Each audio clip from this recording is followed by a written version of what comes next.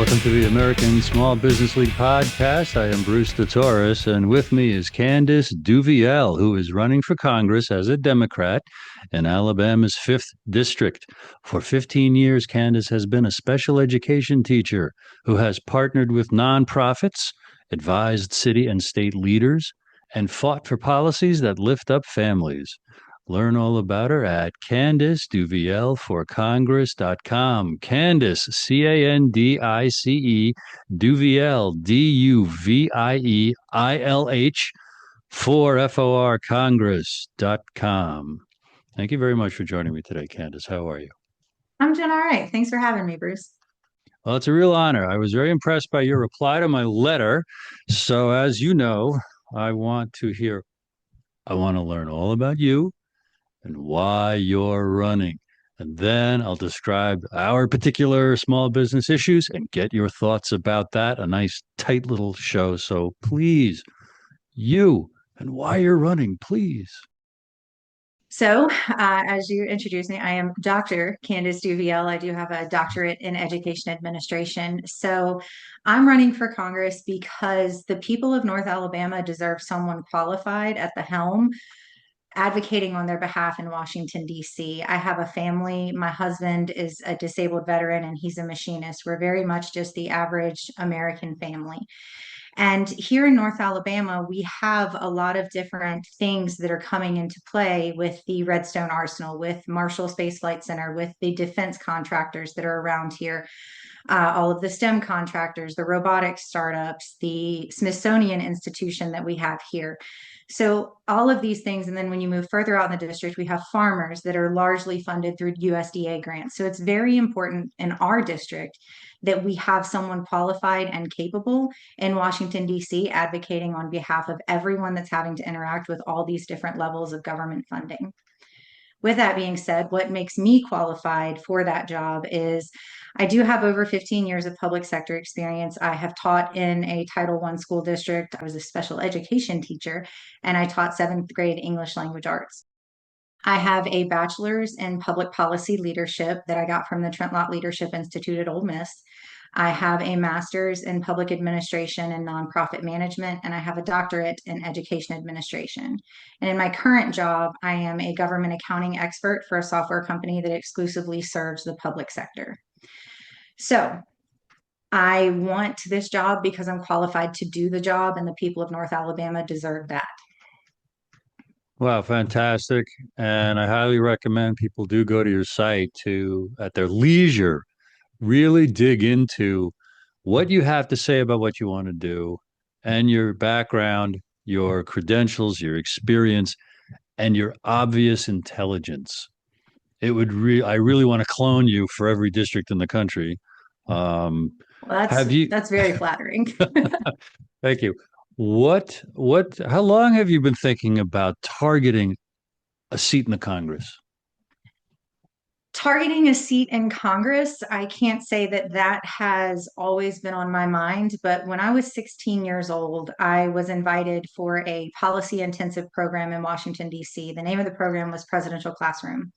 That's something that if you participated in it, you know what it is, but it's since been dismantled. It doesn't happen anymore. But what it was is a week-long intensive located at the Marriott at Georgetown, and we actually did draft policy. We went and sat on the House floor. We had mock Congress and debated our legislation, and then ultimately voted it in, or voted against it.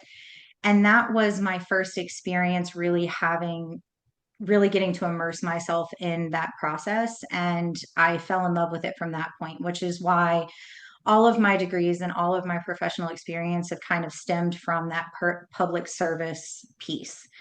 I never really knew what my career was going to lead me to do. I just knew that I was going to do something for the betterment of people. And that's what I've always cared about. So when the time came and I moved here to this district in Alabama, and I started kind of learning about all the different pieces and what the people who lived here's frustrations were with their infrastructure, I started talking to some of the local organizers and saying, I think I'm going to run for office. What office do you think I should run for? And the overwhelming response I got was that they wanted me to run for Congress. which was shocking to me because I was, kind of thinking, okay, well, we'll work our way up, right? We don't just go for Congress, we'll run for something else, mayor, city council, something like that. But the overwhelming response I got was that they wanted someone like me going to Washington, D.C., advocating on their behalf. So I decided to just go for it and got the support I needed to make that happen. Thank you. I think I'm going to leapfrog into the issues that we wrote you about because you replied with such a comprehensive analysis and questions that I thought Candice should be doing my job, honestly. Point being, we have collected 1,300 people who are running for either the House or the Senate next year in the midterm. And we're sending them the same letter we sent you, offering to give more information or, how can we help? And we're getting a huge reply of positivity. This is shocking. Thank you so much. And then I study their websites and then I decide whether I'm going to invite them onto the podcast like this. And I quickly invited you based on your reply and then based on what I found on your website. So I'll remind the viewers and listeners what that was all about and then jump right into your thoughts about that because I know I'm going to learn a lot. What we wrote, Candice, was that we want the federal contract amount that should be going to women-owned small businesses raised from 5% to 15% of all federal contracts, because that would raise from 23% to 33% the federal contract dollars that are supposed to go to America's small businesses. What's so good about that? This is what's so good about that. 99.9% of all businesses in America are small businesses. We are a small business nation. And everything that Washington, or really any entity, could do to help America's small businesses goes right into our pockets because, I repeat, we are a small business nation. And yet we are woefully underserved by Washington and actually ripped off because we show on our website, ASBL.com, through 30 years of legal victories and also congressional investigations and SBA Inspector General reports, that the government is basically lying when it says every year 23% or more of federal contracts go to small businesses. No. In actuality, the vast majority, billions of dollars in business, goes to the 0.1% of companies that are big businesses that have over 500 employees. Worse, 98% of all businesses in America have less than 100 employees. That should be the definition of a small business. And if small businesses actually got 23% of the $800 billion procurement/contracting annual budget, that would cause an economic boom. That would create 2.3 million new jobs on top of the 2 million jobs that America typically creates every year. When the goal gets raised because of our hard efforts to 33%, that's 3.3 million new jobs every year created on top of the 2 million. And also, women will start to have and be able to have the political equality that they deserve. Women are half the population. They own 40% of all businesses in America, but they're supposed to get only 5% of the federal budgets. Why should companies owned by men get 95%, really more, of all federal contract dollars? Who's going to say that's a good idea? Who's going to say that sounds fair? Who's going to say let's keep doing that?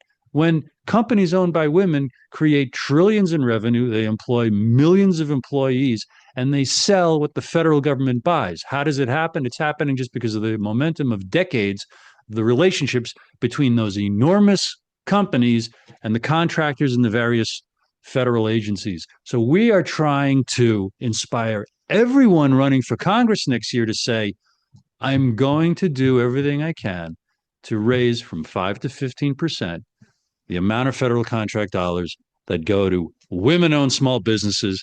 That will increase to 33%. The contract dollars that go to small businesses in general, cost-free, tax-free, deficit neutral, no new spending, and create an economic boom. That's what's available at ASBL.com to see the history of our decades of labors along these lines. and our website, don'tcheatwomen.com, no apostrophe, with all these facts and figures. Candice, I'm taking a deep breath to hear you reply to that from any angle whatsoever. First of all, sold. Yes, let's increase the amount of government contracts that are earmarked for women-owned businesses from 5 to 15%. I'm all about that. One of the biggest things that I have been trying to have a conversation about that I think needs more of a platform is the enormous budget bill increased a small business qualification from a $50 million in assets to $75 million in assets. And that is going to make it harder for our small businesses to actually compete for those contracts. And I'm saying this as someone, I was raised in a home that was completely funded by a small business. My dad was and is a commercial concrete and steel contractor.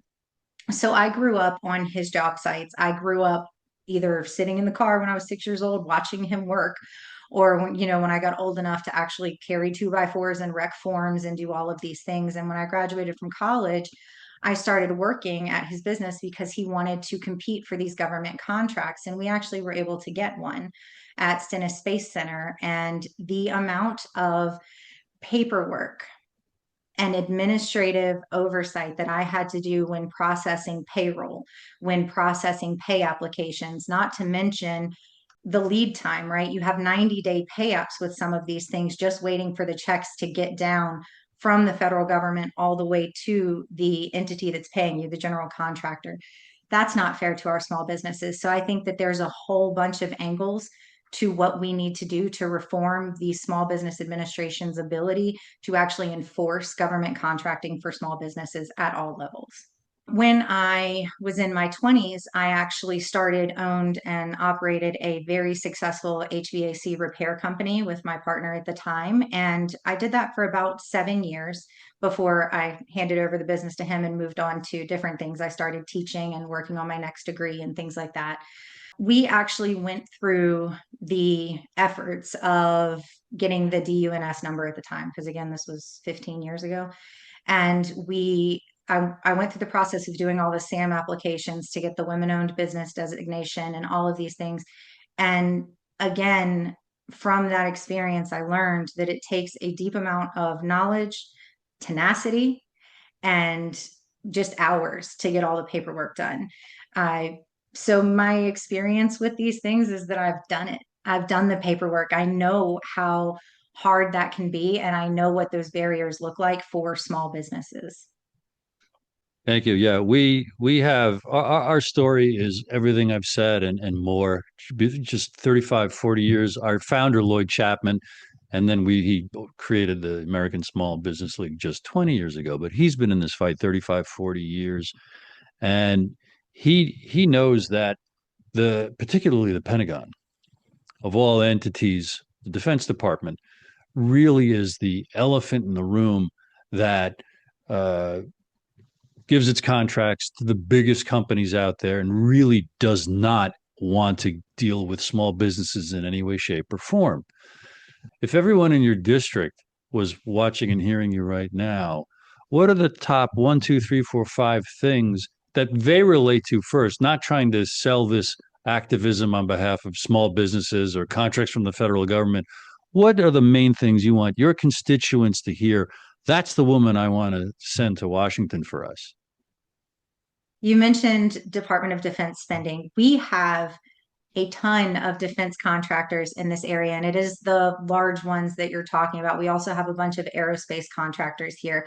And what we have is a lot of startups coming here to break into those industries that are struggling to do that, which is why we need to make sure that the contracts for this area are being directed towards those small businesses so that we can actually stimulate people or stimulate the economy for the people who actually live here now.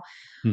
One of the biggest things that people complain about is the influx of people here. We have no problem with growth, but what's happening is when these contractors come in, they're bringing their employees with them. So we're not employing people here that are already in the district, not at the rates that we need to be. So that is my goal, to make sure that our small businesses that are here are getting the contracts so that they can employ people who are already here. That's what I care about for small businesses in my area. As far as the people, the next biggest thing that we're concerned about is infrastructure. We need to make sure that as we are building these things up, our kids have quality education that is, in close proximity to their homes. We need to make sure that the roads are big enough to handle the pressure that's being put on them based on all of the new housing developments that are coming here. And then another big thing is we need to make sure that our water and sewage infrastructure is up to par, because we have people here that are having to boil water because they overloaded the systems on that. So those things are, water and sewage, those things not very sexy to talk about as a politician, but it's things that we need to be concerned about. And these are the things that need to be brought to the table when these conversations are being had about bringing large contractors here. Do you have a primary that you have to win first? I do.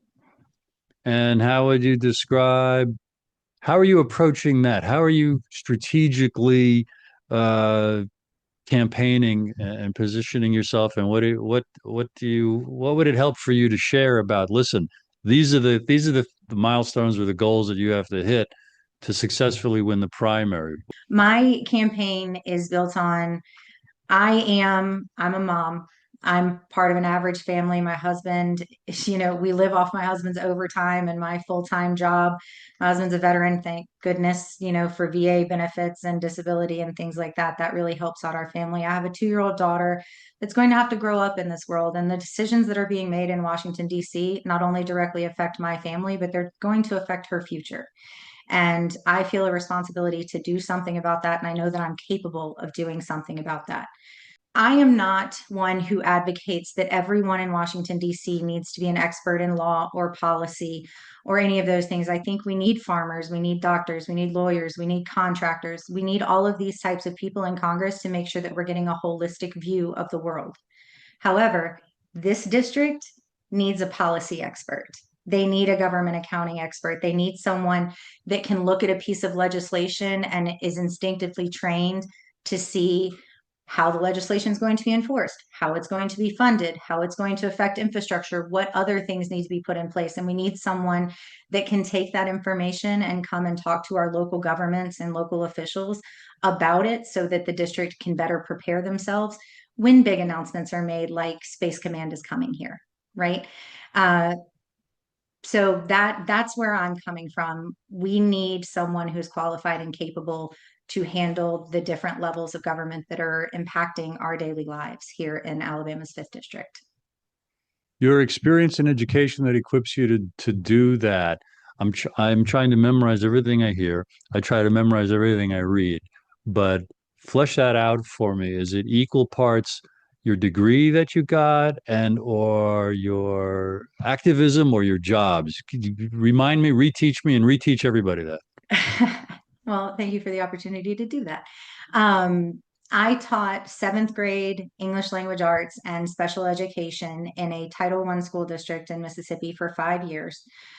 During that time, we had one-to-one Chromebooks in our classrooms, and it became paramount that we learn to use Google Classroom and all of these electronic software tools that are available to teachers. And I turned out to be very efficient at that. And as such, I was a Google certified educator, and that software company asked me to start training other teachers to use Google Classroom effectively and efficiently in their classrooms. So I did that for a while before another software company asked me if I would come do some training for government accounting software. So that's the company I currently work for. We exclusively serve the public sector, and our software audits and manages government spending. And I advise the developers on how it should do that. So my career started in the classroom. And during that time, that was when the principal at that school sponsored me going into the program to get my doctorate in education. So that's where my education experience comes from, both being a teacher, training teachers, and getting a doctorate degree in education administration. Describe the education you got, the training you got, and the experience you have Analyzing government spending, please. At some point in time, we were talking about budgeting and government spending and how legislation affects that. Obviously, during my bachelor degree years, it was more just analyzing the overall legislation. But once I got into public administration and nonprofit management, that was when we really started talking about what nonprofit budgeting is, what pooled cash accounting is. And then when I got to education, that was when we started talking about how school districts manage their money. So for instance, a school district, the only entity that a school district has where they can technically increase their revenue is the school lunch program. So a lot of times we will see desperate school districts ask the school lunch program to cut how much they're spending on food so that they will make a revenue off of that, which is not a great setup, but it is just the truth of that accounting piece.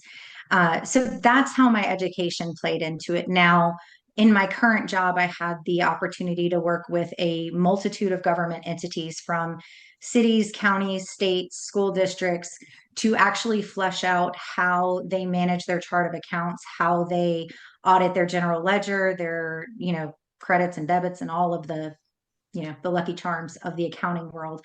And then, we also manage grant spending. So how grant matches go into the system and are then billed to the granting entity.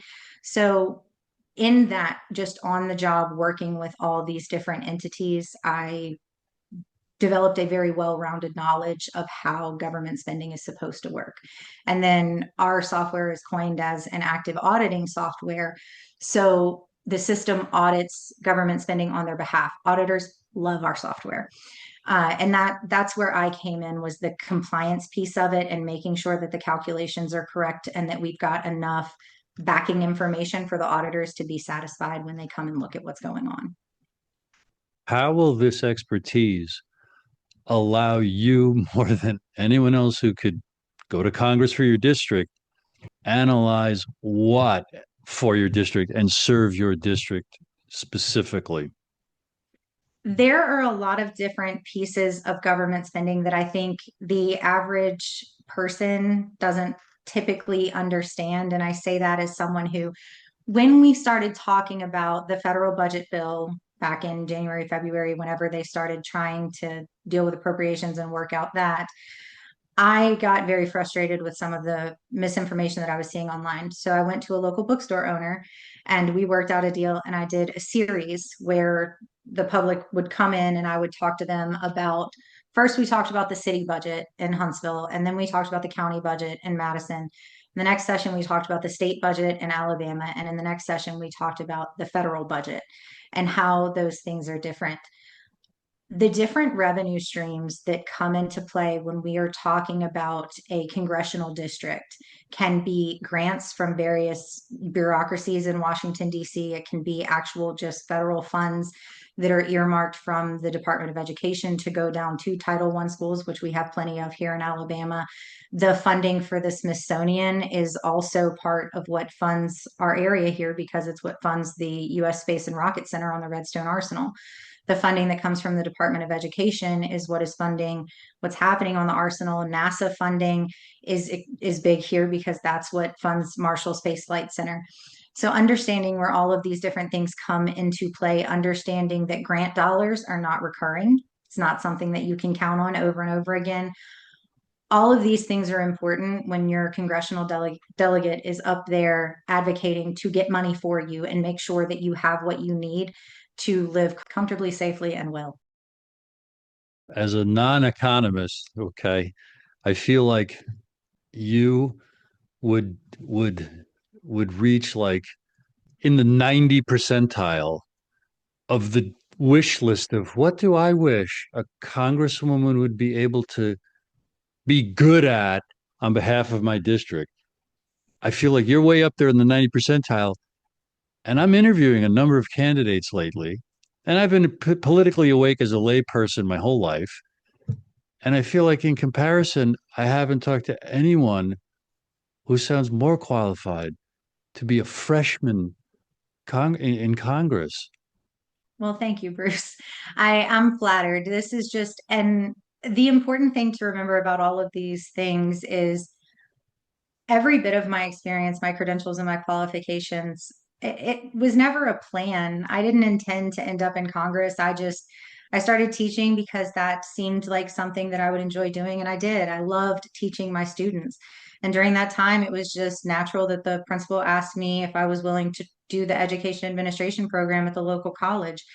So everything that's happened in my career, all of the credentials that I've developed have just been organically something that developed in my life. And I love that all those things have compiled into the person that I am today. And I hope that the people of North Alabama will trust me to advocate for them.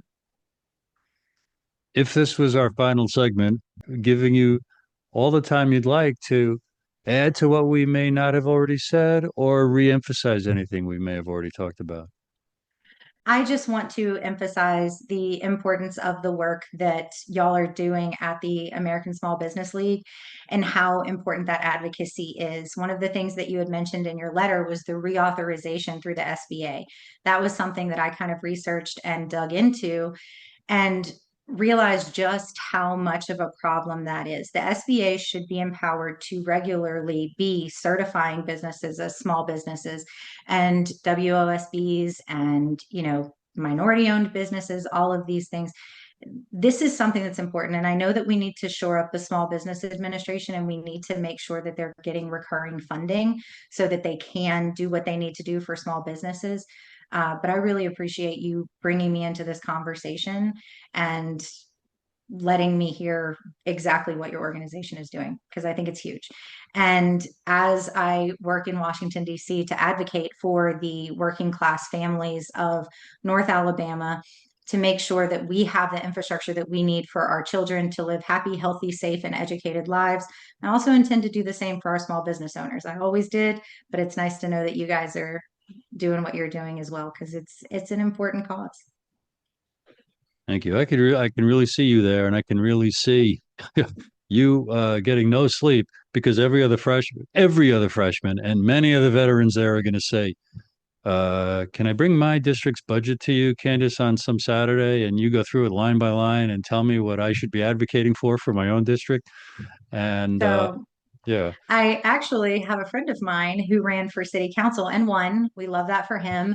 That asked me a couple months ago if I would sit down and explain the city budget to him. And I was like, look, when you win, you and I will sit down and we will go through it together. And I've always had that call out to every organization that's ever been around me. I have this knowledge. If there's any way that I can consult, I volunteer my time. I help out anywhere and everywhere that I can because I know that sometimes I have an answer that there's no need for you to waste time trying to find if I can help you in that conversation. everyone in your district who sees and hears this is going to, like me from now on, pray for your health for a really long life of being able to work on behalf of your community, the district you love, the state you love, the human race that you love, the country that you love. And I'm really honored to have met you and glad to have had this conversation. Well, I appreciate you, Bruce, and this has been a wonderful conversation. Thank you. All right. Now I want to thank everybody for watching and listening today.